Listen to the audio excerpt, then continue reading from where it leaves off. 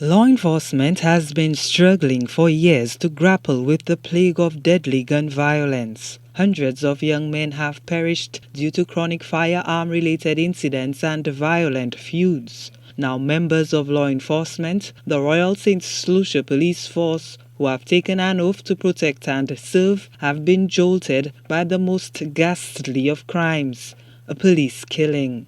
Dead is Constable Nathan Timet, who was cut down in a shocking ambush late Saturday night along Waterworks Road. Gunmen reportedly opened fire on Timet and his partner, Special Constable Isaac Calvin, who was wounded in the attack and listed in critical condition at hospital. The two were off duty and performing a cash escort services when the criminals pounced. The appalling attack has sparked public outrage, with an outpouring of tributes from authorities and elected officials. Opposition leader Alan Chasney says that this stunning development should come as a warning to society to tackle the crime situation head-on.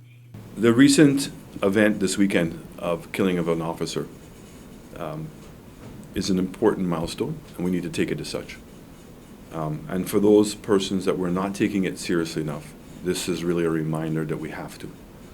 And so when criminals now are going to be so brazen to kill an officer and celebrate that killing and threaten that there's going to be more killings, this is not only a threat against the police, it's against us as a society. Because without persons willing to enforce law enforcement in our country, we're in trouble. Chasney believes that the best way to stem the rising tide of crime is to address its underlying factors and causes. I don't want to play politics with crime. Crime has been part of St. Lucia's society for way too long. And as I've said repeatedly, that once a police officer gets involved, it's too late because the crime has already taken place. The real solution is to do things to prevent why crime is taking place in the first place. And we can speak about younger persons who feel that there's no better way. The development of gangs in our society, the access of guns in our society which empower people. Because I said we don't manufacture guns. The lack of a justice system where people feel, I can get away with it. Nothing's really going to happen to me. You can go down a litany of examples of what we need to get fixed. However, the opposition leader argues that the current government failed to nip criminality in the bud from the get-go. This government started off on the wrong foot.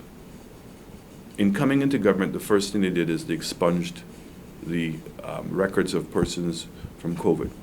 And that was a slap in the face to the police.